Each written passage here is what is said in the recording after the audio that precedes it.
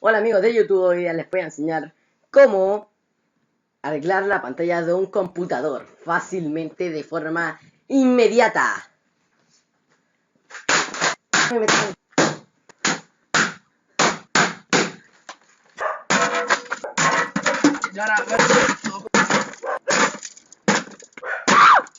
Sí, nena. No, nadie lo... No, no.